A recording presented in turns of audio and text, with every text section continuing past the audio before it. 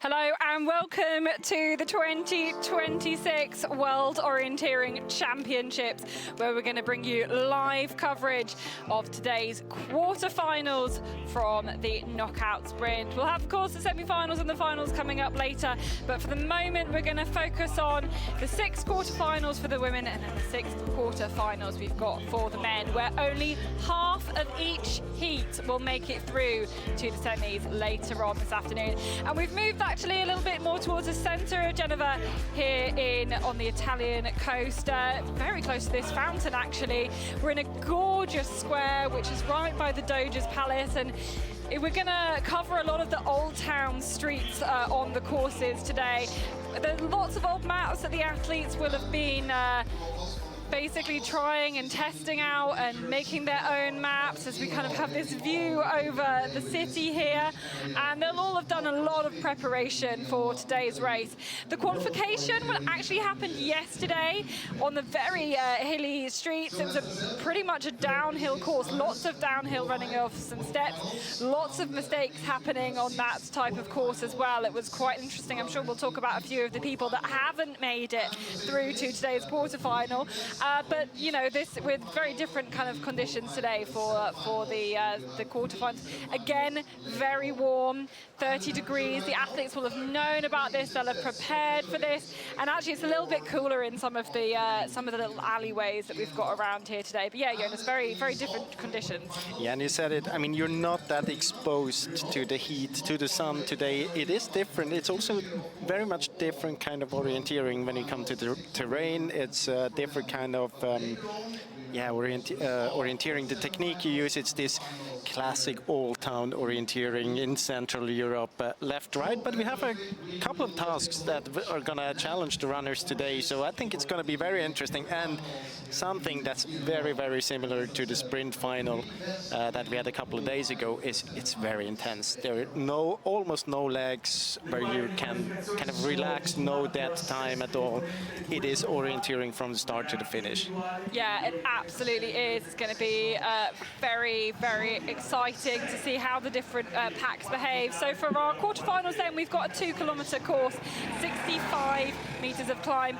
It says our estimated winning times are 7 minutes, but when we were talking to the course setter yesterday, he was like, I think maybe they will go a little bit longer than that, maybe after the sprint was so much further. But anyway, our first look at the quarterfinal, and we have some loops here on this course in this quarter. And we have a remote start in this quarterfinal. So there's a forking system. It's a butterfly, 3 different loops. In this quarterfinal, I would say it's quite straightforward. There are no difficulties with multi-level or anything. I think it's the tricky thing here is that you lose kind of the contact with the other runners. The overview is not given. I mean, every now and then you can see them at the common control, but of course you don't know if one of the loops is a bit shorter or a bit longer, so you can't really get an overview. Then out from control 12, the third time you have been at the common control, you go to 13, a bit of a longer leg. Something that's a bit special in this sprint here, you have contour lines, and it is I mean, this is an uphill. There are hills here. They can have, they can have an outcome on the route choice. So I think that's something we haven't seen that many times throughout the last knockout sprints, and it's going to be quite decisive today. Yeah, absolutely. Do you take a shorter route that's got more hill, or do you take a longer route that's a bit flatter? And we've got the stairs in the mix as well. So here are the quarterfinals then. So based on the order that they finished in the qualification, top 12 from each heat qualified. They actually picked their own quarterfinal, basically. So they've kind of decided between themselves which ones they're going to go in. So it's groups of 6 here, and then the top half will make it through. And I mean, the choice of the heats is quite decisive. If you're in one of the first ones, of course, you get a bit more time to with a break then between the quarterfinal and the semi-final. And it is very warm here, even though when you're running, you're in between the buildings, it's shade there, so that's okay. But still, when you come to the finish, you notice that you have been out in the heat, and I think it's a good thing to have about 15 minutes longer time to cool down, and this could be decisive. Maybe not between the quarter and the semi-final, but between the semi-final and the final. And we've definitely seen in the women's, and I think in the men's as well, there's a lot more of kind of like first-time qualifiers to the knockout stages ending up in those later heats. The tougher, the more experienced athletes, the ones maybe we want to pick, more of them have tended to go towards the start. Yeah, and usually you have the favorites for the day picking one of the early quarterfinals. Yeah. So it's a bit front-loaded often with better runners in quarterfinal 1 and 2. You have it a bit easier if you go to 5 and 6, but then again you have it tougher. And I mean, in the end, if you want to become the world champion, you have to beat everyone in sooner or later. So I think it's a good choice if you're one of the favorites. If your goal is to get a medal, I think it's a good choice to go to quarterfinal 1 or 2. Yeah, so as you can see, every quarterfinal goes off every 6 minutes, basically. So it's going to be thick and fast today. We've got 12 of the same. This is the first one, then here. And they're going to be a bit overlapping, but they shouldn't be. I mean, everyone should have left the butterfly when the next heat is starting, so I think it's fine. So there we go. Here was the start of our first semi-final. We've got one of the big favourites in this one, Norway's Pia Youngvik. Of course, she was the European silver medalist. She took the silver in the individual sprint as well. And as you can see, they're all starting off running here as a pack. Yeah, and the other runners, Lili Graber from Switzerland, Florence Anauer from France, Anna Gröll, Austria, Mia Schingler, and Lucy Dietrichova the medalist from the sprint, the individual sprint, Dietrichova. Yeah, bronze medalist here, and now we can kind of get a sense from the GPS tracking, the fact that obviously they've split up, they've all got these loops in a different order, so it's going to be hard for us to get much of a sense of, you know, who is in the lead. And we don't have the GPS from Anna Gröll. No. She has to be on the same loop as Florence Anauer. But we should, and so Dietrichova and Schindler have punched that middle control. That's where we've got our time check then. But it's so they've basically done one loop already, I think. And Graber. Is it just a GPS problem? Yeah. So we have to be careful. I mean, these buildings are really tall and the alleyways are really tiny. The GPS is going to be doing a lot of work today. And something we haven't been talking about, of course, there are pedestrians out in the area. So, I mean, it's okay. It's not the most populated kind of area in the city, but still, I mean, it just needs one or a couple going beside each other, and you're coming two runners. It's going to be narrow. If you come around the corners, you don't see anything. So I think it can be kind of an influence on the run today.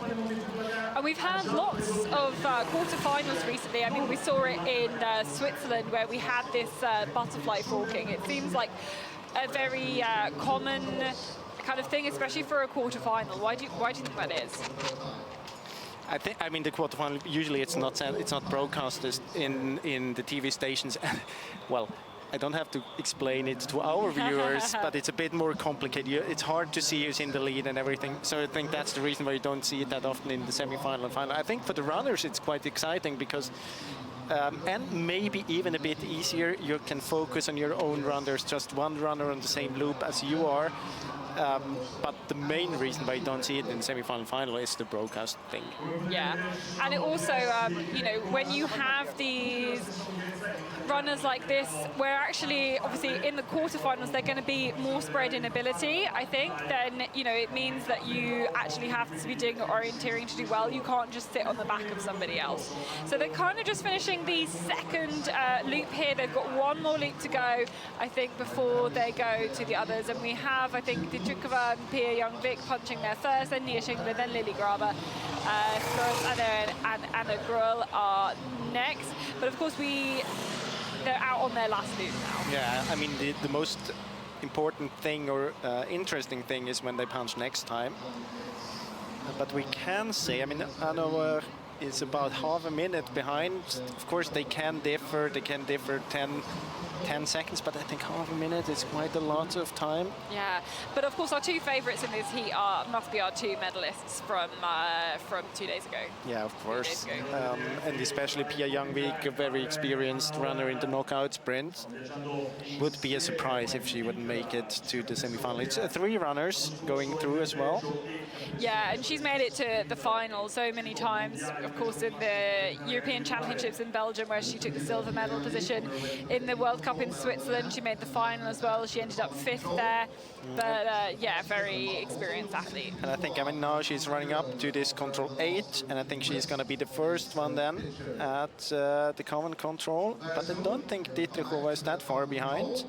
And then 12 to 13, we've got quite an interesting route choice, don't we? Yeah, I mean, you can go down, but then you have to do the uphill in the end, or you exit towards where you have 15912, a bit to the north, and you avoid the uphill all there. I think that's quite a good route also because you have quite a straight line you can run on, and there's no big risk to hit anyone around the corner. It's easier to run a straight line compared to these S shapes and things in the city, and it's a bit wider passages. So Dietrichova and Pia Young-Vic hit that control basically at the same time. Then 11 seconds later, Lily Graber, and then Florence Anna 5 seconds after that, and Schindler and Gröll are a little bit further back. And interesting that Graber is going different way. She is avoiding the uphill. I think Anna is though on the better route here, a bit shorter. But they are together on this, what I think is quite a smart choice. The control then is on the outside, so not in this parking lot.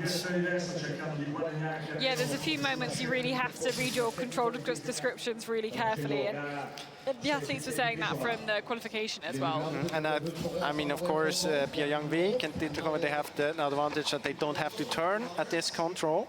No, and they'll be able to see the others coming up the hill. Darling know exactly the gap they've got. Here's Graber. This is third place then. So, and Anna into fourth. So it's top three to qualify, but Anna Grohl is also at that control, and she's going to race Anna hard to see if she's going to get There's the lead. a route choice to this last control as well. Now we haven't seen where Lily Graber went, but we've seen that Gröll and Anna were on the same route. Dietrichova and Vik going to the right. Yeah, they go through this passage here where they've some of these cafes have not been able to put their seats up, so they've made this little passage here. And you can see Dietrichova is pushing here ahead of Pia Young-Vik. Will the others approach from a different direction? They could, absolutely no. They're all coming the same way.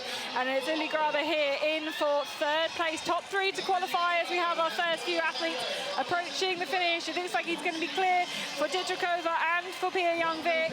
They're just absolutely jogging in here, racing a bit harder as the Swiss athletes through as well. Lily Graber, no sprint finish required from these athletes. Nice and easy for the top two to qualify as well. Yeah, job well done by Lily Graber. I think it's a first WOC race. It is, yeah. It's her first WOC full stop. Yeah. And I mean, it's well executed. Maybe a good thing for her that you had these loops, that you had only one runner head-to-head in the beginning, but you executed it well. It's a bit of a mistake, I would say, exiting the common control, because there would have been a closer option on this one, but hey, she qualified, so job well done. Okay, this is the second quarterfinal. For me, this is one of the tightest quarterfinals in terms of who is going to qualify. We've got a big favourite here in the shape of Simona Aebersold, the winner of the individual sprint, finally took a sprint world title. And Simona Aebersold, she's not got a knockout sprint world title. Is this the day where she's going to get that? And Grace Molloy here from Great Britain is one of two Brits in this quarterfinal. She's kind of pushing the speed at the start alongside Yves van Dongen. So they're already done their first loop. Yeah, I mean, here in this heat, I would say Simona Aebersold. What we have seen a couple of days ago, she is the big favorite in the heat. But then you mentioned it's very tight. Grace Molloy has very good results in knockout sprints, so she is definitely one of the runners that can go through here. Yves van Dongen has very good results as well in the knockout sprint. Former bronze medalist. And especially she's very strong on the last meter, so I think she has a good chance here as well. But then we have Klemettinen, we have Maëlle Bouvier. I mean, the only really outsider, Imogen Peters. She has to be a bit lucky, I would say, but I mean, it looks good for her here. Yeah, she was the second to make it through to the first TV control. Now, Simona Aebersold and Grace Molloy have punched the common control for the third time now, so they've done two of the loops. So Simona goes 10 seconds ahead of Grace, with Yves van Dongen another 15 seconds back, then Imogen Peters, then Vera Klemettinen. Maëlle Bouvier is the last one out there. Looks like she's maybe had a few problems there, but of course all of the butterfly wings are a different distance, so really we can't tell much until the end. The runner you have been out on the first loop with doesn't have the same loop next then, so it's like splitting up again. So I think there are 6 different orders you can take these loops, and so therefore we have 6 runners, so they will all be different, absolutely. Yeah, it was great to see Imogen Peters making the qualification yesterday after a mistake in the qualification for the sprint. Definitely redeemed herself by making it into there. She's by far the youngest runner in this quarterfinal, a first-year senior. But it really will be, is going to have a nut in the next control before we really get a sense of who is properly in the lead here. And as I said, this is pretty much one of the closest quarterfinals in terms of everybody behind Simona. Vera Klemettinen's made semi-finals before. Grace Molloy's got a silver medal from the World Cup final last year.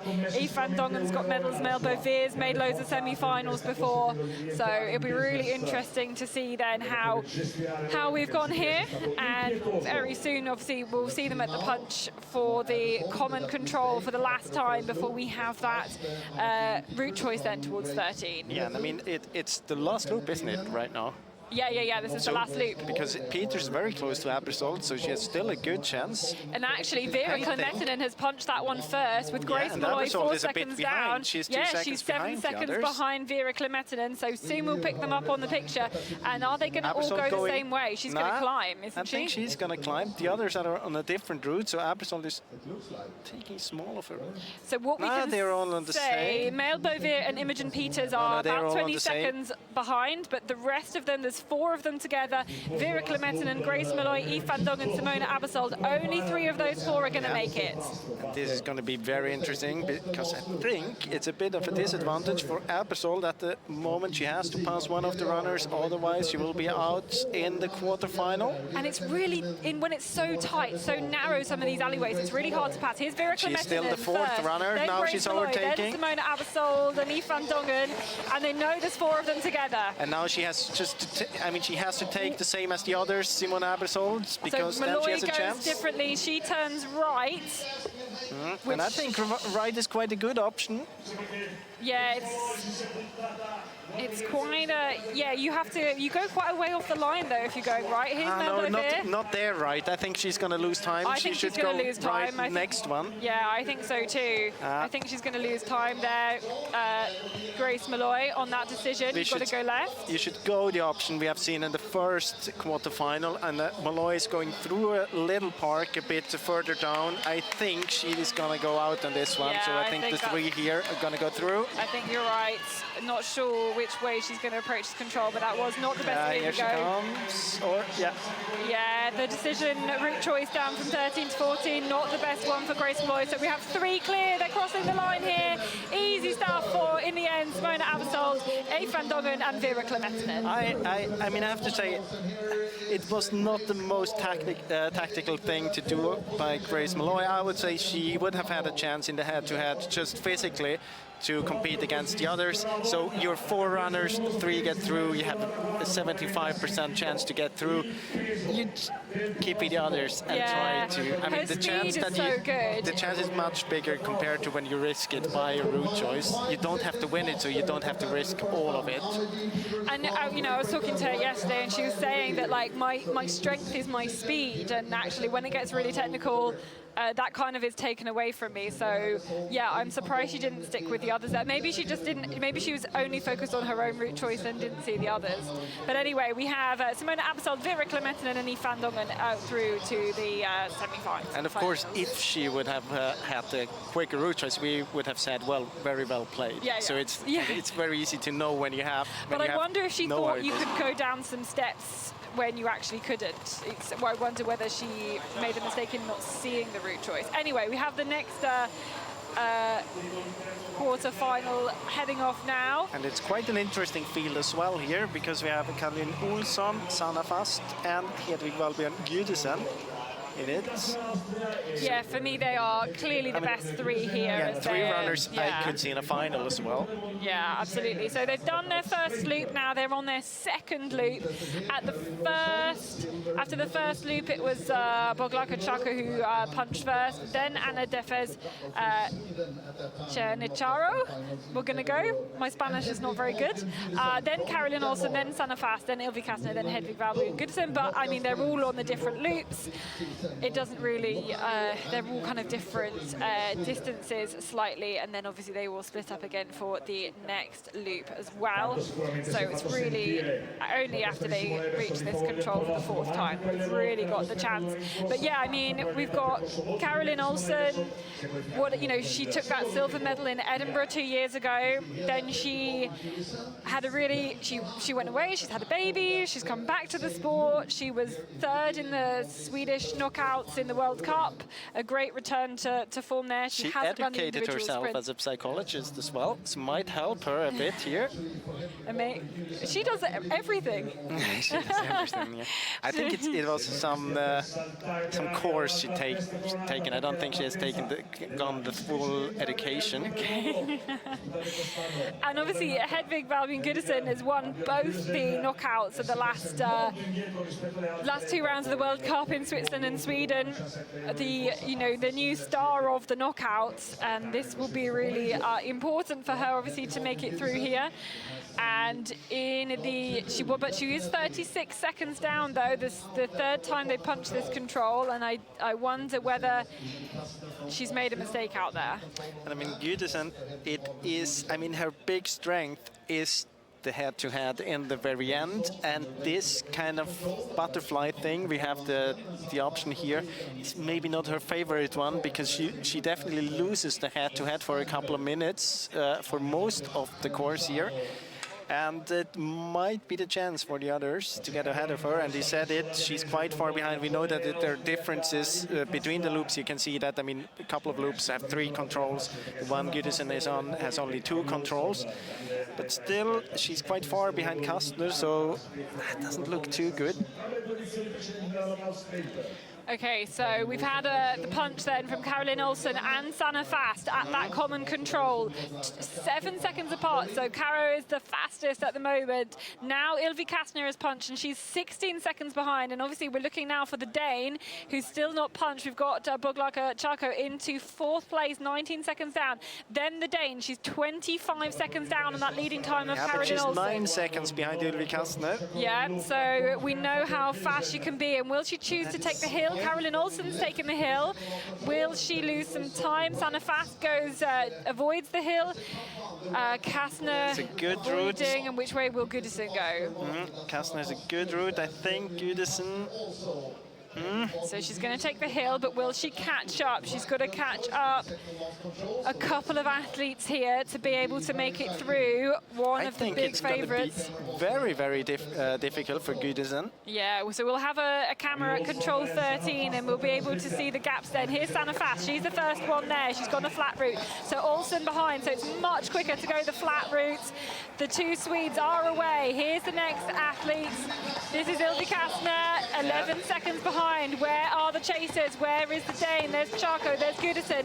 So she's got 6 seconds to catch up. If anybody can do it, the Danish athlete can, but I'm not sure. Has she left it too late? Has she made mistakes out there? Will the winner of the last 2 World Cups be out on the first knockout here? Here's Sanna Fast and Caroline Olsen. And everyone went to the left there, so that it's good. It's not the same mistake as we had Grace Malloy doing in the route choice. Now it's going to be interesting if they're splitting up behind. It's Kastner, and I think Gudesen and Charko, they're close to. Kastner's going to the left, so they're split up now. Okay, let's see where they come through. Here's the Danish athlete trying to overtake the Hungarian, and she's going to do it. She won't take any prisoners. Will she be ahead here? Will she have rescued the qualification spot as the 2 Swedes clear? This is going to be interesting now. But we're going to watch for the final. Of course, Hedvig is going to get it, I think, here, just ahead of the Hungarian Charko. She does. Yeah. She rescues it, and goodness me, that was she was in big danger there. She really, really was in big danger, and I think Ylvi Kastner may be taking a wrong route choice then in the end, because she was in contention there. Yeah, but you could also see at the penultimate control that she was a bit slower physically. She would have needed to be on this right route choice there. I think it's a bit quicker to go the way where we had Sanna Fast and Caroline Olsen. And I tell you what, that really was danger for that was danger, big danger. The gap she was a bit lucky that the others didn't go the quick, or that not one of the others did go the quicker one, because now we know that it's much faster to avoid the climbing. I think. Do you think? She's obviously had to put so much effort in at the end to catch all the others. Do you think that will make a difference when we get to the later rounds? I don't think. She didn't have to push that hard over like 5 or 10 minutes. She didn't have to go into the red zone for such a long time. don't think it's such a big disadvantage to need to run very quickly in the end. Okay, so our next quarterfinal number 4, the next 6 athletes out onto the terrain. And for me here, we've got 2 big favourites in this quarterfinal, and then the others will battle it out between themselves, I think. I guess you're talking about Galantry and Victoria Hesta I am Bjørnstad. indeed. Yeah, and I think, I mean, behind Smelikova can do a decent job. She's probably the favorite for the 3rd spot, but it's quite open between Smelikova, Grossberger, and Öbro and Müller. Müller, haven't seen her that many times in a knockout sprint quarterfinal. No, it's I think in terms of the international ones, it's her first time qualifying. So too for Ida Öbro, who was a late replacement for Ida Egevin Christiansen, who was not very well yesterday. Yeah. So she was a very late replacement for the Danish team. Didn't run the sprint either. It's her sprint world champs debut as well. So, but actually was very, very impressive from one of the last starts to get, I think, 5th in her heat. So after 2 butterfly loops, it's Victoria Hesta Bjørnstad in the lead, 5 seconds ahead of Teresa Smelikova, then Cécile Calandry. So the 3 that you mentioned already have done a pretty good job here, and actually that's quite a big gap over the rest of the field. And now they're splitting up to different routes here. So actually, it's looking really good for those 3. But we know that the loop with 10-11 on it, of course, is a bit shorter. You only have 2 controls. And it's not a very long loop either. Quite an easy one to execute as well. Ida Öbro is 30 seconds behind the lead. We've also had the punch of Sandra Grossberger and then Hannah Müller. But of course, we don't really get the indication until right at the very end. And then they'll have this route choice again. But yeah, we have clear, favourites in this one. And Victoria Hesta Bjørnstad, she made the final in Switzerland. Cécile Calandry is a European champion, and she was a finalist at the World Champs 2 years ago, finalist at the knockout in the Swedish World Cup. So super, a lot of experience for Calandry in making it through the rounds and always kind of putting herself in the mix for those athletes making it through to the final. And, she looks great here as well. I think we're going to have Calandry and Hesta Bjørnstad quite equally at control 12, maybe a bit advantage for Calandry. Looks very good for them. Then we're going to have Smelikova as the 3rd one. And I think the gap towards Öbro, Grossberg and Müller is big enough as well. So Calandry's punched that 12th control. She is 11 seconds ahead of Victoria Hesta Bjørnstad. Do we have the next person punching? That's Teresa Smelikova. So 17 seconds behind the lead, and then nobody else yet punched through. I think we've got a clear 3 here. Yeah, and Calandry on the good route, on the quickest one, 2:13. Let's see what Hesta Bjørnstad is doing. She's on there as well. So this, I think they're quite safe to be through. Smelikova, if she is going to this route as well, has a good chance as well, but she is going in a slightly slow one. I think that Olsen lost about 7-8 seconds. Yeah, if not even more, maybe 10 seconds. But even then, we can see that the tail is 10 enough. seconds, so she should make it as well. Here's Calandry, absolutely, the French athlete, looking good. And actually, you do have time on that control to plan ahead. You can actually really open up. It's not like there's no time to plan. Especially if you come from this route, because it was all straight to it, almost. And you don't have to take any steps, you don't have to take any up and downs, and these 2, well clear. We should see Smelikova approaching from the other direction. So looking out for her there, here she comes. No problem there for the Slovakian athlete. Even if she took the slightly slower route choice, and she is clear of the next athletes. We're looking for Ida Öbro and Hannah Müller, the next ones. But behind Victoria Hesta Bjørnstad here, we can see just what it's like running through these tiny little narrow alleyways. And just what it is like here. And she's taken a different route choice here, but she's going to go to the last control very soon. There it is. And none of the runners here has taken the quickest route to 14. all three, Galontrius, Björnstad and Smelikova on this kind of left route. But they can tell, you know, from the, you know, they really are jogging in here. They know they're safe. This is a nice, easy qualification here for Calandria. She crosses the line. Here comes Victoria Hestad Björnstad, looking really good. Nice little jog into the finish. I mean, no the problems. only thing is that they were so far away from each other that there was a chance that they didn't really know their position at the common control, so maybe if there would be someone ahead, but... Yeah, that's true. I guess when you, but kind of at the last control, or the 13th control, you can kind of see you can see the people coming in the other direction. And here, oh, the last three really close together. Then Sandra Grossberger, Ida Ober, and Hanne Müller. A big gap between the top three and the chasers here, but they're going to try and do a nice sprint finish here. It will be the Latvians across the line first. You can definitely tell that they didn't know that it's about position 4, 5, and 6. Yeah. I mean, that's what you always get told. You got to race for every position just in case someone disqualifies. Yeah, exactly. It's like lesson number one from every junior gets taught by their coach. You absolutely have to push all the way to the line. But clearly through them for Victoria Hestad Björnstad, Cecilia Calandria, and Jesus Milikova. And we're now on to quarter-final number 5 then, where we've got another batch of 6 athletes. And again, we've got a few favourites in this race.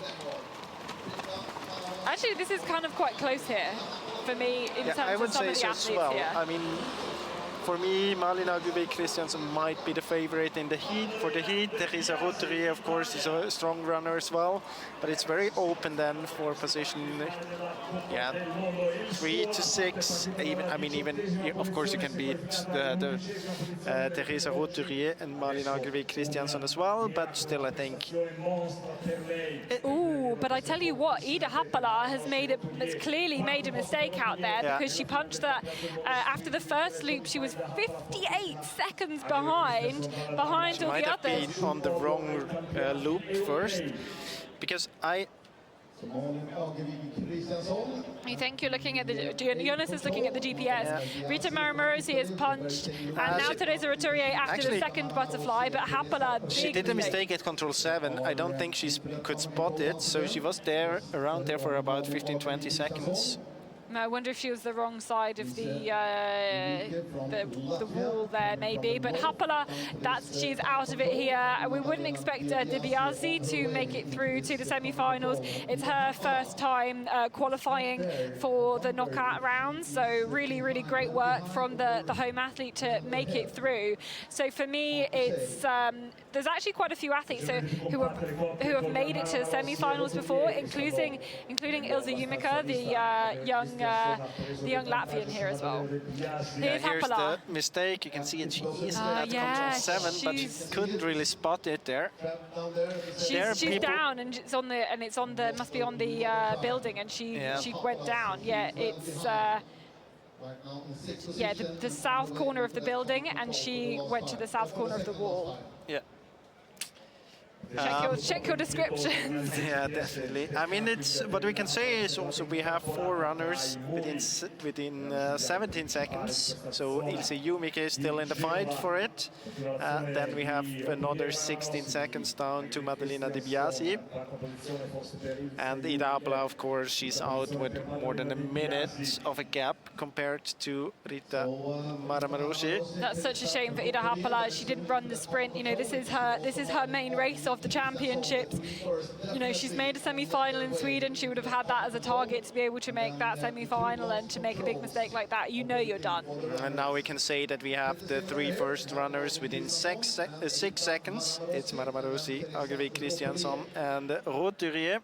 And then there's quite a big gap down to Jumike, so I think they're quite safe, even if they would take the wrong route here. Yeah, I think it's fairly clear for these ones. And I think on paper, these are the athletes we would expect to qualify qualify from this one. We've seen Teresa Roturier in lots of finals before. Malin Egvi Christiansen also in a final. She had a really good qualification. She's had made some mistakes, quite a lot actually in the sprint, in the qualification and the final. So if she can clear up the mistakes, she's certainly got the speed.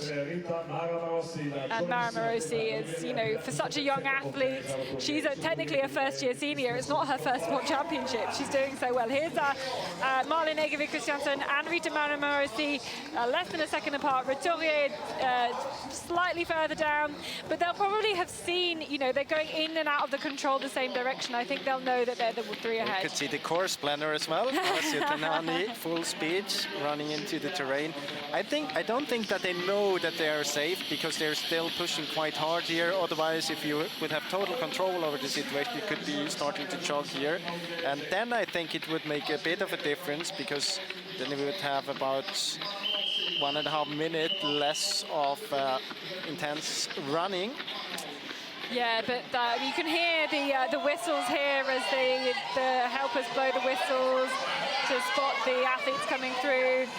And yeah, these three are well clear. The chasers are nearly 50 seconds behind, and it's going to be a clear qualification. Mara Morosi will just get it there, taking the win just to get her on the line. Then Malin Egvi Christiansen from Denmark in second, and Teresa Roturier from Czechia into third. A clear qualification for those three, no problems at all. No, it was very clear. It was the clearest of all the heats we have seen so far.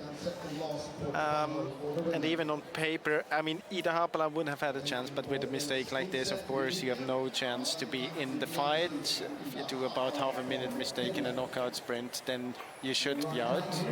Yeah, that's it's very hard to recover from anything like that. There's Ilse Yumika. She's still a junior, in fact, so she's got another year at WOC that she can still do. So the fact that she's done this well so young is really impressive. And we should hopefully have some noise from the Italian athlete here, the only Italian to qualify, I think, in either the men's or the women's, maybe? No, I think we have one of the men who've qualified as well. But across the line there, ultimately a whole minute down after mistakes there on the race for Ida Haapala. We have Giacomo Zagonel in the men's, then in Heat B, the second one. So they download and we get ready then for the final quarterfinal then here. And again, some big names that we would expect to see in the final, especially not the first one. And I mean, this one could be a tight one. We have Hanna Lundberg, Natalia Kempele, Annabelle Dullen, Maja Sianoja. Dullen was really impressive in the sprint before she made a mistake. Yeah, and I mean, here, Toledo has definitely a chance to make it through. Lundberg, of course, she's one of the favorites here. Kempele, Pekkarova. I think all of the runners here would have a chance to at least make it to a semi-final. Yeah, I think the only one who's not made it to a semi-final before is Jana Pekkarova from Czechia, and they're out on their second loop at the moment.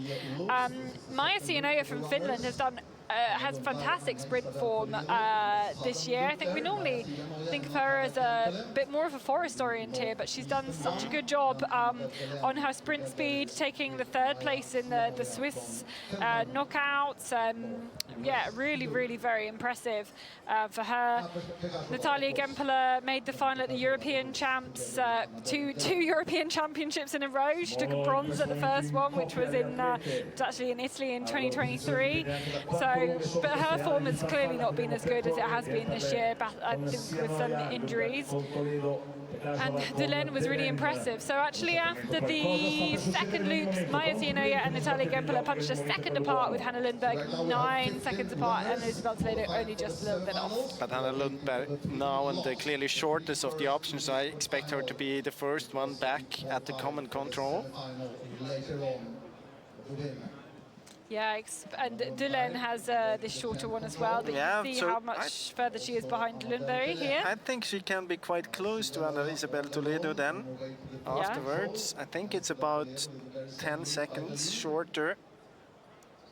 Yes, indeed. This is going to be interesting. Is Gempele doing a mistake as well there at 7? Yes. I think she went down there as well, the stairs. Yes. She did the mistake, same as Haapala, so I think Gempele is out. Okay, hopefully we'll get a little replay of that one, because I think you're right. Good spots. Because some, you know, on the northwesterly butterfly, you do have to go down the slope to the end, and I think it's, you know, if you've already done that one, you might be thinking the same. I wonder as well, when I was reading some of my descriptions, you just see south corner, and you see south corner, and you don't actually see what the but I think even the print is quite clear that it's above. If you, maybe not here, but if you have it on the map, it's quite clear. We have we've got a map here in front of us. That's the command control. We also had Sianoya there, 11 seconds behind. And who's the next one to make it? Oh, there's together, Annabelle Delaine and Anna Isabel Toledo making it at the same time. So it looks fairly clear at the moment for Hannah Lundberg and Maya Sianoya, but Delaine and Toledo, Gempele 30 another 9 seconds behind. If they take the wrong route now, it would be an opening again for Gempele. Let's see where Toledo and Delaine go. Now they go on the short one, I think. They go on the faster one anyway, so they avoid the climb, so they should be clear. We're looking for Hannah Lundberg and Maya Sianoya. Here she comes.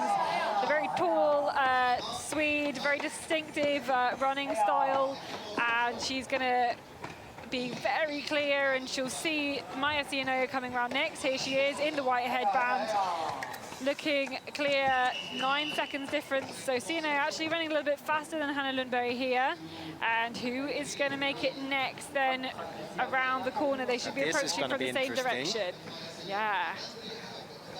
Here they come. Here is Anna Isabel Toledo, and maybe a small, just a little look there from Annabelle Delaine. Let's see if they take the same route here. Toledo, they go both on the slower one. How far behind is Gempele? This is definitely, it could be tight again if Gempele goes in the right route here. Yeah, because I don't know. They will, try and cut through the corners here. Actually, Toledo just cutting that corner slightly. She was going to get a slight advantage here ahead of Delaine. Gempele on the quicker routes. But Hannah Lundberg jogs in, looks behind her, looks across her shoulder. Clear here. It's going to be clear for Maya Sianoya as well to join her in the semi-final. But I tell you, we're going to have a fight on for this third place. I can tell you, Gempele didn't take the quickest one. I think it's going to be tight anyway. Yeah, so here is Delaine and Toledo, and who's going to make it through? We've got one more spot left in the semi-final, and Gempele, it's not going to be hers after that mistake. But she would have had the chance if she had the quickest routes to the last control. So it's a real fight here, but it's going to be the French athlete to take it by about a metre, less than possibly. Delaine takes the last spot, but Gempele knocked out here because of a mistake at that 7th control, and that's ended her knockout. The same mistake that we saw from Ida Haapala. You have to read your control descriptions there. You have to know exactly what is going on in the circle. It's all about the orienteering. It's a bit typical for her season so far. Something happening every time. Doesn't manage to get through a whole course without any struggles. We have a few names knocked out. Well, I think Natalia Gempele is probably the biggest name knocked out, with Hedvig Valbjørn Goodison only just making it through. So Hannah Lundberg, Maya Sianoya, Annabelle Delaine all through. And we're going to move really quickly on to the men's. And I think, for my money, this is the toughest heat. This is the toughest quarterfinal. We've got Guillaume Verreau, Thomas Heikkilä, Mattia Baravaye, Henry McNulty. It's really, some big names in this one. And we were speculating a bit before. Henry McNulty looked so good in the individual sprint. He missed in the beginning, but then he was 7th. On the last 10 minutes, he had the same. He was exactly as quick as Kasper Fosser, the winner. So I wonder, especially this part here, where it's a bit individual, I think could suit him very well. Would be cool to see him in the semi-final. So they're out on their last butterfly now. The last punch, it was, as you can kind of see there, Baravaye and Heikkilä with a 14-second lead over Verreau. Then Timo Lorenz from Germany and Henry McNulty and Jonas Hubert. Yeah, but McNulty, he had the short loop already. Still, he's 20 seconds behind the others. So Baravaye, the Frenchman, is the European champion and actually was a late replacement for Romain Pichard, who I think wasn't very well, so he got a late call-up to run the knockout sprint. So obviously was only expecting to do the main sprint, and that is where his individual sprint has come, his success has come from. So it's great to see. We should also mention Thomas Heikeler, because Thomas Heikeler now has 7 stitches in his leg, because he got hit by a car door in the qualification yesterday, quite low down near his ankle. So he is running with 7 stitches in his leg. That's gonna hurt. Yeah. I think it's a clear advantage here for Gieberov and Matthias Barros-Valle and Heikila. Yeah, this is clear here. They've all punched at this control. There's only 4 seconds between them, and we haven't had anybody else punch it. You can see there's a big gap, and actually, for a race that I thought was going to be quite tight, these 3 are well clear. Now we can see they were within 4 seconds. Verov on what was the quicker route in the women's race. So let's see how big the gap is in this one. He was 4 seconds behind compared to Matthias Barros-Valle. Perfect to get this comparison here. Yeah, so we've had a camera at control 13, and here it is, and we're going to approach here from different directions. It's quite good. It gives you a sense of how steep the race is. It's 2.5 meter contours, by the way, if you're looking at the map here. Indeed, and Heikila here with his stitches in his 4 seconds leg. was the gap here, so it's about the same in the men's race. It's 1 second quicker. Yeah, but we might expect that, I guess. And Verove looking behind him to see what the gap is. Oh, now he knows. Whew, that just shows you the speed, doesn't it? But I think it was a good situation for Verove because he saw his opponents there. Now he knows I'm in 3rd position most probably, and I don't have to give it all here on the very last meters. No, but Baravaye is pushing here because he's not sure he wants to get a decent gap there. Someone who's very sure about his position here. So sure. And we have the top 3. Verove is just chilling here, the silver medalist and the bronze medalist from the individual sprint, both here. He's the European champion. He's celebrating before he crosses the line. There's Heikila with the stitches in his leg, and there is Verove. And in the end, very clean there for him. And there's congratulations all round for these 3 guys making it in. Really nice to see that. Congratulations then from Baravaye towards the other 2. And we have our first 3 making it through. Jonas Hubert from Czechia next across the line. Just acknowledging the support of the Czech fans there, 28th in the end. Where are the others? Where's McNulty and Timo Lorenz? Here is a German. Okay. It was, making it through, the German making it through to this on his World Champs debut. A big deal for him. A shame for Henry McNulty. He's made a couple of quarterfinals before. He has made a semi-final at the World Cup before. Not today, though. And we have the final athletes crossing the line. So our first 3, Mathieu Baravaye from France, Thomas Heikila from Finland, and Guillaume Verove, also from France, making it through to the semi-final.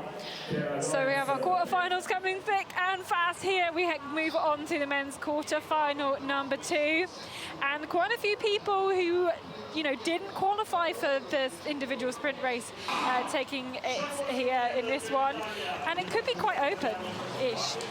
Yeah, I think for me it's Krivda and Hadon, maybe the favorites, and we have Robertson as well, of course, with good results historically. But it is a bit more open in the men's heat, I think, generally, and I think this one here, especially for the last position, it seems to be very, very open. Yeah, Joey Haddon, Thomas Krivda, they've both made finals before a couple of times. Joey Haddon has been injured this year, but he now, he took 2nd place at the last round of the World Cup. He made the final at the World Championships. Krivda made the final at the European Champs, and Krivda's got some, he really did not have a good sprint race where you'd expect the individual sprint to be his strength. He's now got to try and put it all together here for this race and try and improve here. So they're on their second loop now here. I think the gaps, after first loop, they were still within what you would expect from the difference of the loops. So no bigger mistakes so far. You can see that Hadon ahead of Krifta, but of course they haven't had the same first and second loops here. Allora, primo campionato mondiale assoluto, viaggiano insieme Krifta e Hadon con un leggero vantaggio per Joey Hadon. So Joey Hadon and Tim Robertson punch that control pretty much together, and then Cooper Hawley from Orienteering Australia, a junior as well, punching with, and actually they're really close together. Alfred Björnerud and Thomas Krifta next to punch. It's only the Italian Zagonel, as you can see there, who's I think Krifta is the shortest option now on the last one. I'm not totally sure, but that would mean that he has a very good chance to go through here. Yeah, looks like this. A good chance to be the first one then at the common control again. You can see that Hadon and Björnerud about the same. I mean, it's going to be very, very tight behind. Or Hawley, yeah, they're gonna go the right way, not down the stairs. That's fine. And I think in a situation, you know, you really do want to be at that common control first. It's most ideal to be the one being chased rather than being the chaser. Yeah, of course, but you don't know it. That's the thing. Often you don't know it if you don't see the others, and then if you see the others, it's very tight. So. But someone like Krifta, you know, he will know he's not made any mistakes. He will, you know, I think he'll have the confidence that he knows he's done a good job. And if he doesn't see anybody else there, I think he's going to feel pretty happy, I think. But the thing is, you can leave this control within 5 seconds and not be seen. So I think it's very, very, I mean, it's a risk you take if you take it for granted that you're the first one. But he's definitely the first one. He punched there now. Yeah, with Tim Robertson 6 seconds behind, and Cooper Hawley another 6 seconds after that, very close to Joey Hadon and Alfred Björnerud right in the mix as well. So I think the qualifiers could come from any of these lots. Oh, Tim Robertson. That's not the best exit. No.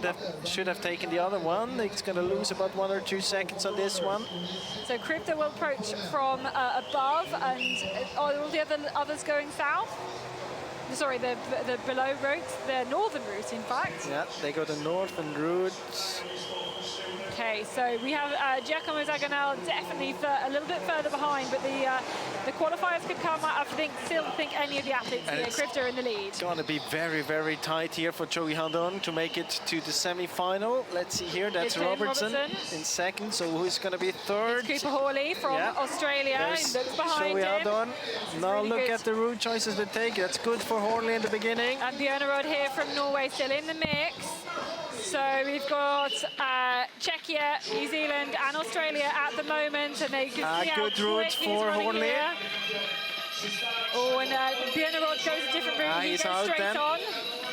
So, but Hadon has to take Hawley there, otherwise he's out. And Krifta is jogging here, but there's some fast guys running behind him. Here's Tim Robertson in second place. Here's Cooper Hawley, it's who's getting going to try and closer hold for off Joey Hadon. Hadon in fourth. You can look at his I think face. it's too Look how far. I hard think he's it's too far. trying here. So Krifta, it is easy for him. Tim Robertson is running behind, and the Australian's going to get it. Cooper Hawley knocking out Joey Hadon. Great work for the young Aussie. Very, very impressive. I mean, he was under pressure. Hadon put up a lot of pressure on him, but still he kept it cool. He had the best route choice here. To the last control, so very well done for the Australian. So Hadon is knocked out, a multi-finalist, not making it through. And yeah, a few of the Swiss athletes not making it through. Here's the only Italian to have qualified in the men's competition into 6th position as well. So Krifta, Robertson and Hawley all making it through. Krivda there congratulating the Aussie who didn't qualify for the individual sprints in his second World Championships. Okay, it's quarterfinal number 3 then. It's going to be an interesting run. Yeah, absolutely. We've got some big names in here, some very experienced knockout sprinters in terms of Jonathan Gustafsson.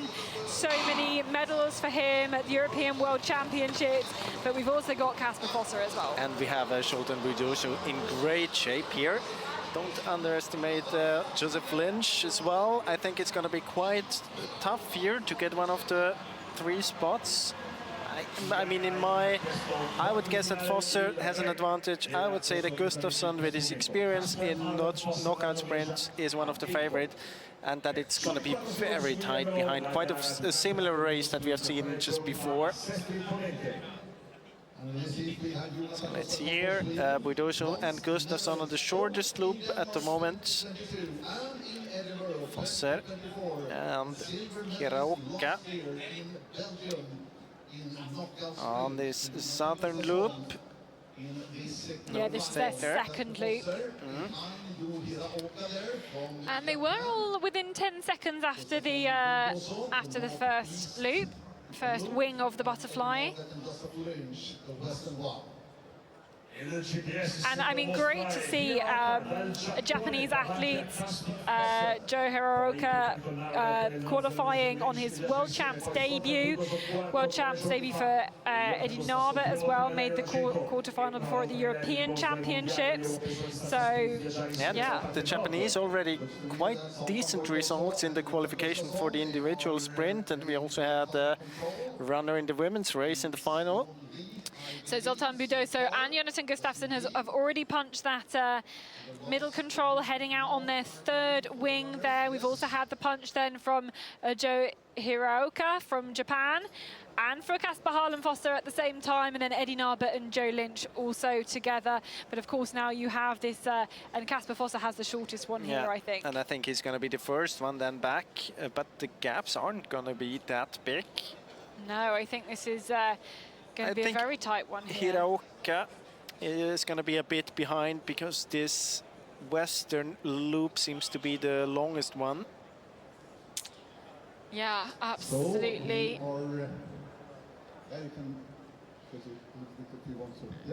And it'll be good to see Gustafsson doing a good job here. He's not quite had as good a season last year as he had previously, I think, this year.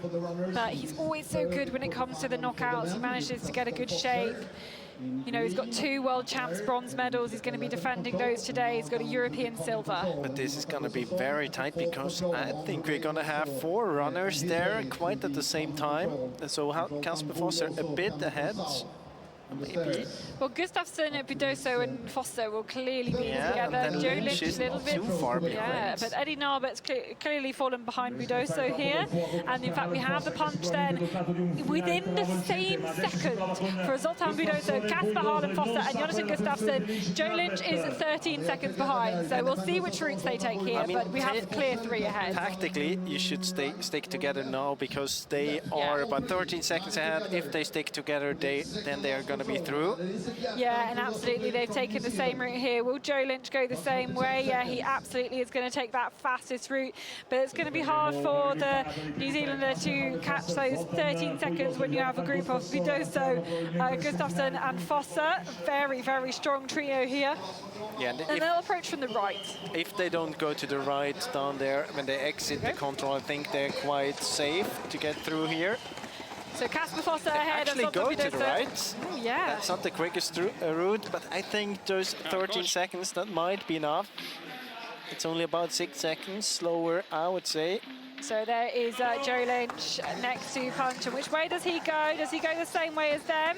No, he's going to go the different way. Will he catch up some time? But the gap for me is too big, I think, here, whichever way you go. And it will be enough for the other 3 to qualify. As Joe takes the right hand, just taking a good route here. He will go through the square with the cafes, taking a nice line, and you can see the others ahead of him going through there. But you can see the gap is too big, as you will see that there are 3 athletes ahead. Casper for Foster, just making a little bit of a gap just to be sure. Then Gustafsson and Bodoso are comfortable in thinking that they are in second and third place. Here's Joe Lynch into fourth place. We've got the Brit and the Japanese runner bringing up the rear, but clear, easy stuff then for these three. They did the work on the butterfly loops all through within a couple of seconds, no problems either for any of those athletes. And Joe Lynch did a great job of getting that route choice correct, jogging across the line in the end. That clear route here. Here comes Eddie Narbert, and we've got the Japanese athletes still to come as well. Eddie Narbert, Great Britain, heading into the finish. And great to see into fifth position in this quarterfinal for Eddie. Ooh. But we have a missed punch on the system from Jonathan Gustafsson. Let's So we will wait and see what's happened for them. I think he will wear two SI cards, and then we'll check the reserve That would one. probably mean that he was on the wrong loop first, but maybe, or there might be struggle that he had a wrong map. It could be something like this as well. Let's wait. Yeah, we'll wait to see. It's very hard to believe that he kind of missed the punch or that he jumped over a control. I mean, I can play the replay here. Let's see. And he's waiting, yeah. Oh, here we go. There's a discussion there. So there was some discussions. This is one of the senior event advisors for the IOF. So we're just going to go and check that here. Well, Figure out what's happened. Good. We've got referees here to very, very quickly make these decisions. It sounds like they're going to get some He has been extra at help. all the controls, I can tell you. So let's see. Might be that he had a wrong map or that his loop was not correctly in the system. So they bring the coach here to take a look, and they will, you know, make a quick decision if they're going to. There's all sorts of kind of procedures and everything in place here. So we will have the coach walk on here making. We'll have a discussion with the event advisors because we've got to quickly decide whether he or Joe Lynch is going to be advanced through to this. I think he's going to read out again, might have been in the system incorrectly. We will hopefully figure out, we'll get word then from, we've got a little WhatsApp group, just checking that. They don't look too concerned.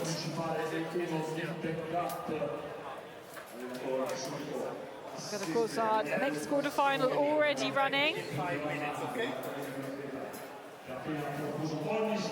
I think he's going to be back, but I'm not totally sure. He doesn't leak.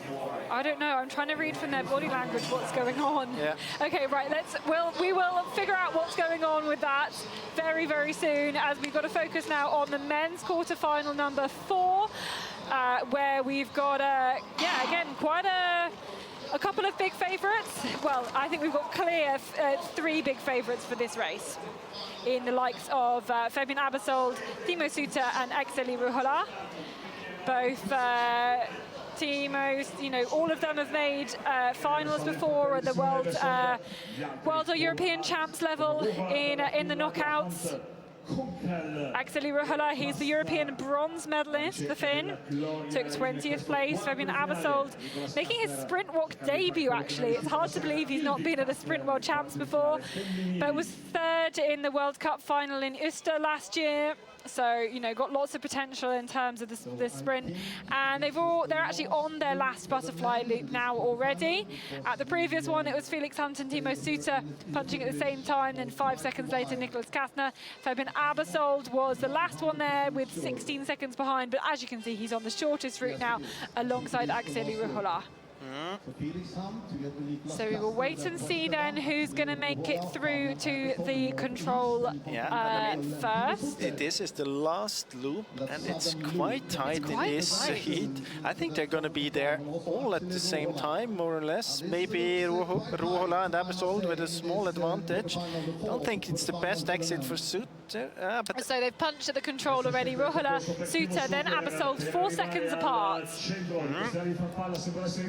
And then we have 5 within Konstantin 14 Kukel and seconds. Felix Hunt, and then Nicholas Kasper. So we have Ruohola, Suter, and Abersold, then a 10-second gap to the next two, and then only 4 seconds back after that. And let's see which they take all the best we're a route choices. bit behind here with the quarterfinal in the picture, or aren't now. A couple of seconds only, so they went all on this northern route. That looks good. But of course, it doesn't open up for anyone chasing. And honestly, I can tell you that the GPS is doing a great job here from how high the buildings are. Honestly, didn't think we'd get any GPS coverage there. Here we go. Here's Ruohola, then Suter, then Abersold. These three clear at the moment. Finland and 2 from Switzerland, and they'll get a chance to see the gap because the others are coming back up the hill here. We will see, there they go, there they are on the other side, and these 3 are clear here. They are also taking the best route choice. You can see the gap has grown now to 14 seconds because these 3 do have a higher speed than the chasers. And Abersold looking behind him. He's not sure here how safe he is, but actually these 3 are well and truly clear. The 3 favourites from this quarterfinal do have a gap, and actually Ruohola now looks like he's dropped the speed. He's just jogging here. Abersold maybe wanting to get ahead just to make sure then here.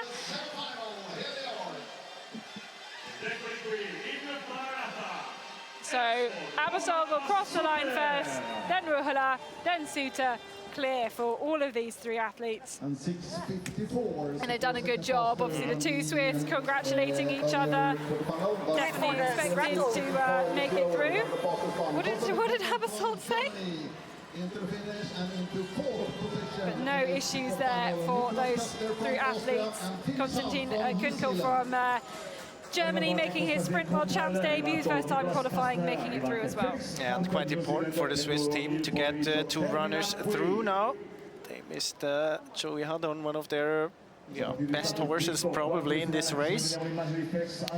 But I mean, spur of thought for the Swedes because 2 of their runners didn't make it through qualification.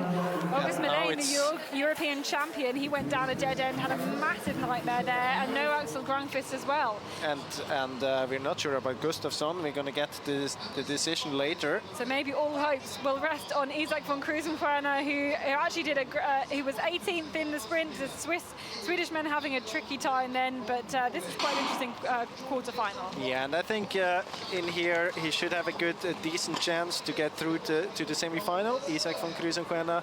Of course, we also have Yannick Michels as one of the favorite, Erik Langedal Breivik. I think the runners should make it.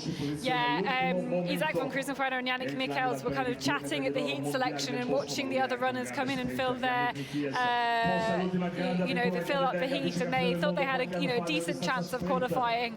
I think from there, great to see Jason Wong from Hong Kong making it through to the knockout stages. Used to be based in London for a long time, now based in Edinburgh. His first time qualifying, and he made it through to the sprint final as well. So really working hard on his orienteering as well. Will Erik Langedal Breivik, I mean, he's had great results in both the World Cups, obviously, a third and then winning the one in Sweden. He mispunched, he missed a control out of the individual sprint. So he's certainly wanting to try and make amends from that tricky time in the qualification. But we have to say that the Breivik quite far behind after the first. Yeah, was this a mistake from Breivik because he's 39 seconds down? Check that. That shouldn't be that. This was after the first. Yeah, he did the mistake at control 7, so he's in big danger. Not the Tadej Gempelen mistake. He did. So this is going to be very interesting now to follow. Erik Langedal Breivik, he's had great results in the knockout sprints this season in the World Cup, but today he's in danger. So Gempelen, Hadon, and now Breivik making the same mistake here, not reading their control descriptions. And both Hadon and Gempelen didn't make it then to the semi-final. No. So they're having the punch after the second loop. We have Isaac von Krusenfuena 1 second ahead of Auraho from Finland, with Sergei Ryaboshkin from Estonia into third. And I can give you an update about Gustafsson. He actually missed control 4. It looked on the GPS like as if he was there, but he has accepted the decision, and there's no complaint. So Gustafsson is out. So that means Joe the Lynch pressure is advanced. Yeah, and all the pressure for the Swedish team on Isaac von Krusenfuena. Yes, because Jonathan Gustafsson knocked out, not going to the control. He accepted it. Let's see now, Breivik, can see he is 39 seconds behind still. He's now on the shortest loop. He is about half a minute behind the top 3. I don't think that this loop is so much shorter. You can see Michels is there. He was on position 4, so I think he would need to catch Yannick Michels. So yeah, Gustafsson missed 4 on the picture there. It was actually number 11 for him, so it was on the last loop. I mean, it's a pity. It's just it's about 2 seconds we're talking about to punch this control, maybe a bit more, but I mean, you could even plan the route then to. But that's what he's done. Clearly he was jumping ahead to the end of the race and not in the moment. I think he actually continued up there. Yeah. Oh yeah. Anyway, you could pass control 4 and then take a we have the top 3 now at the common control. Let's see how big the gap is down to Erik Langedal Breivik. At the same time, Isaac von Krusenfuena, Yannick Michels and Auraho all punching together, and you can see, they're going to pass each other. They know the gap now. 25 seconds. He's going to be out. Erik Langedal Breivik. Yeah. That's a surprise. That's probably the biggest surprise so far today. Yeah, just that same mistake that we've seen from Hadon, that we've seen from Gempler as well. It's basically at control 7 you see on the picture, and he went down the stairs punching as if the control was on the south side of the wall, but it was actually on the south side of the building. So these 3 are clear, and it opens the door for Auraho to make it through. Maybe not one of our favourites initially to make it through. Auraho is very close to the top 2 anyway, so I think he would have had a good chance to make it to the semi-final, even without a mistake. Yeah, so Michels von Krusenfuena and Auraho making it through. It's Michels looking behind. He is much better at this individual sprint where the time's a little bit longer. But yeah, great to see him make it through here. Auraho also looking over his head. You can hear the camera operator behind you. You don't know how many other people are coming.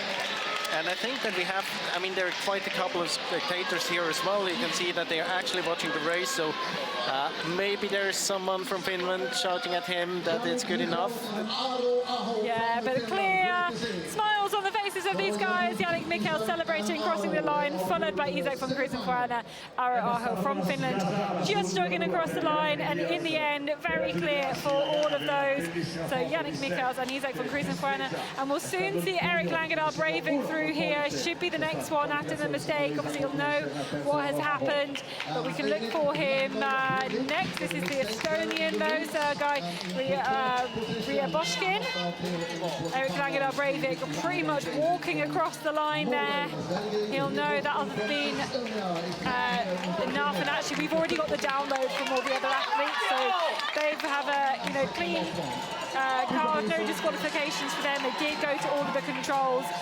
So Erik Langedal Breivik knocked out. Another big surprise with the same mistake being made then for these athletes. Here comes Jason Wong here into 6th place. And great to see him there making it through the qualification into the quarterfinals. There's Erik Langedal Breivik getting knocked out here, just getting his GPS removed from his vest. They're going to compare their maps, see what happened, and we've got 1 more to go. And the big question here, or the big question mark, probably, Ricardo Rancan in his comeback after injury. First time he was racing again in the qualification, made it to the quarterfinals, the world champion. So there's that's the reason why we have 4 Swiss men here in this quarterfinal, because they, of course, they get an extra spot for the world champion. Yeah, he's defending champion. It's his first big race. He's been doing so much cross training and everything this year, trying to get back for this race. And he was really quite impressive in the qualification, actually. And I can tell you, no one on the first loop made a mistake there at control 7. So in terms of the others to make it through this one, Ricardo Rancan, obviously the defending champion. Mathieu Perrin, top 10 in the individual. He's a really strong athlete. I'd expect him to get there too. And then there's a few who've made a semi-final before. Ferenc Jonas from Hungary's made the semi-final at the World Champs before. Martin Rudny and Michele Lejnik have also made semi-finals before in fairly similar times in the individual sprint as well. Gonzalo Ferrando in his World Champs debut, his first time qualifying for the knockout stages of this competition as well. So, we'll see what happens. We've had the punch then after the second butterfly loop. It's Ferenc Jonas, then Mathieu Perrin, then Michele Lejnik, then Gonzalo Ferrando. And then we're waiting for the last two, Ricardo Rancan and Martin Rudny. Rancan is going to have the shortest loop on the last one, the gap 15 seconds. I think it's quite, we're going to have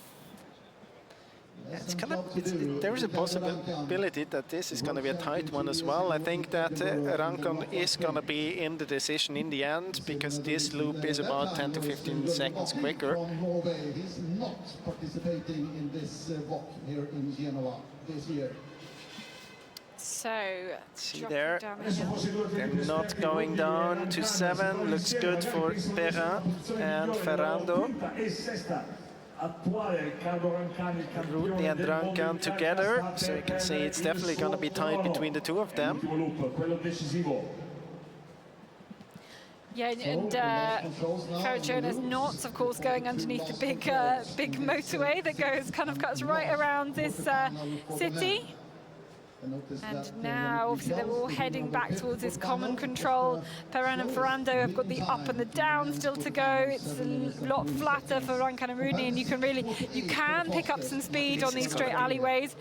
I think this is going to be the closest one, isn't it? So tight. So, very soon.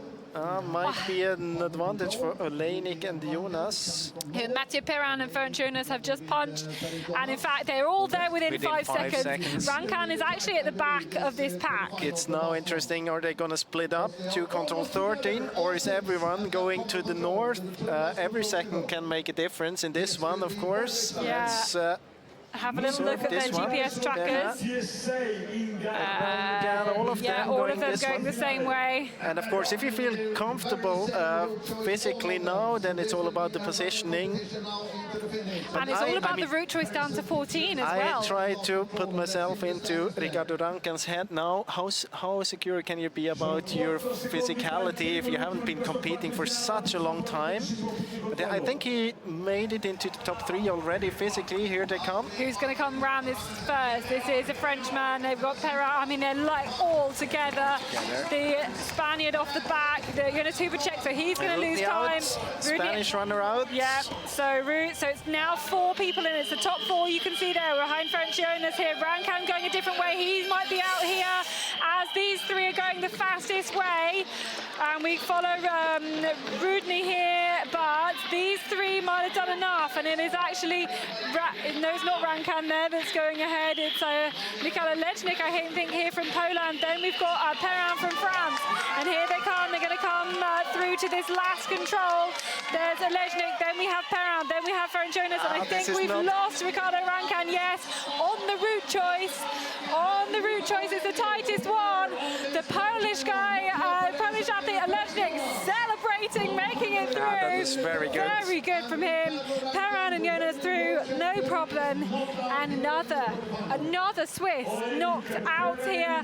Rancan on his return after big injury problems this year. Oh, the defending world champion knocked out on the route choice there, although you can kind of say his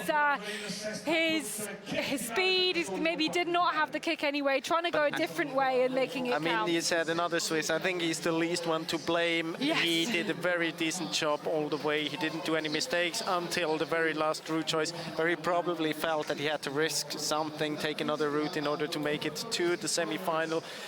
It's unlucky for him. Still think he did quite a good comeback. I mean, it's the first race. Imagine the first race when you're back. Of course, he could only do it because he had this personal spot for the knockout sprint. But yeah, it's a pity for him. It was an incredibly tight heat here. Yeah, head in his hands though for Ricardo Rancan. He was so close, but yeah, I mean, I don't think he would have had the legs if he went the same way as the. I mean, who knows? It's question marks about whether he would have had the legs if he'd gone the same way as the others. He had to take the risk. Anyway, right, we're gonna have the confirmation then of all of these, the 3 of each quarter-final to make it through. And we're going to hear from one of the big names to have not made it through in a moment. The big names on the women's side is Natalia Gempela not making it through. The biggest shock, I think, in terms of the women's side, a few more of our top men making it through. Otherwise, as you can see here, Calandri, everybody else, all, Lundberg, Maya Sianoya, all making it through. Only the one to not make it through was there in that quarter-final number 6 with Natalia Gempela. But otherwise, the big names, I think, have made it through.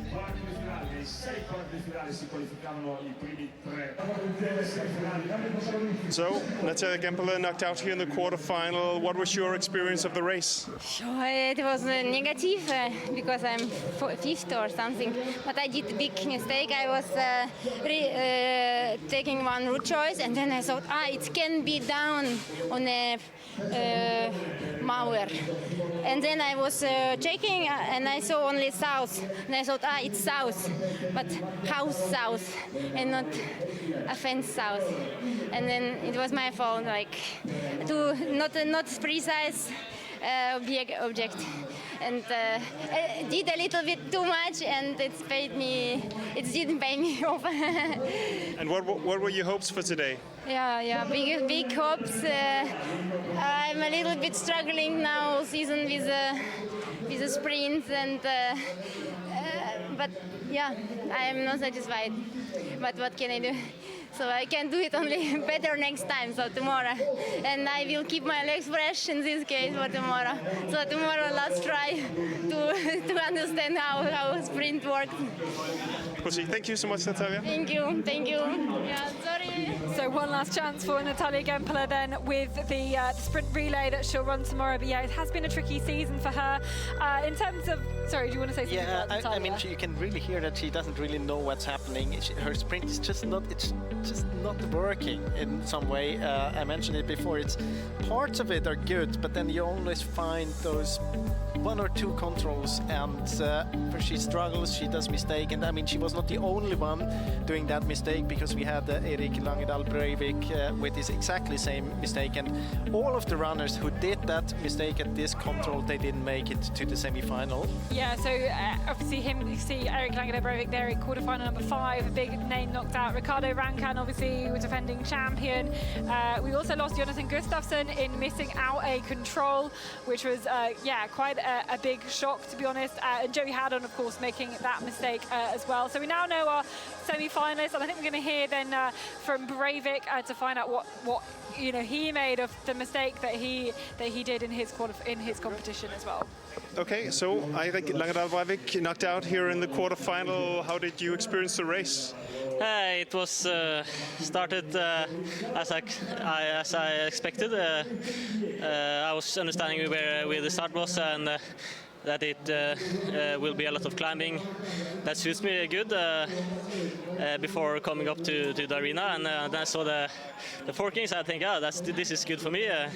Ran my own race, and but just being a bit quick down the stair and on the opposite side of a big wall, so I was just thinking, okay, maybe the next corner, running around the next corner, and then no control, and then taking a look at the map and thinking, fuck, now it's really hard to come up, and I instantly pushed hard, but it's too much, so yeah, quite disappointing. Yeah, you won the knockout sprint a month ago at the World Cup. So how big a disappointment is it not qualifying to the semi-final? Of course, it's always the most disappointing is that it's much more fun to run the course. The course will be funnier and funnier through the finals. So that was my this is my usual position until this year. So this year I have achieved to run all the heats, and it has been super cool courses. So now just watching it on television is just frustrating and yeah, disappointed, of course. That's all. Thank you, Eirik. Thank you. Yeah, big disappointment, of course, after doing so well earlier in this season. I mean, so we've had all of our quarterfinals now. What did you make of the racing so far today? I think it was quite as expected. I mean, we have been out in the course, it's very narrow, it was tricky, it was not the most tricky course. A bit surprising to me that we have seen actual mistakes at one of the controls. Otherwise, I think we had most of the favorites that didn't do that mistake going through to the semi-final. I think it was quite as expected. I think it was as the runners expected as well. Now when you look forward to the semi-final, I think it's going to be quite similar. It's going to be intense, but there are other challenges waiting for the runners, and it's going to be good. It's going to be very good in the semi-finals as well. Yeah, it really, really is. You see the courses, we're going to keep you in suspense for just a moment, and these are the times you need to know. So we'll be back just before 3 o'clock local time for the women's semi-final one, and then just around about 4:30 for our two finals. All of the semi-finals and the finals coming in the same broadcast. So do come back and join us for those, because there's loads more exciting knockout sprinting still to come, and we're going to crown some new world champions as well. So we'll be back very soon. Please do join us then.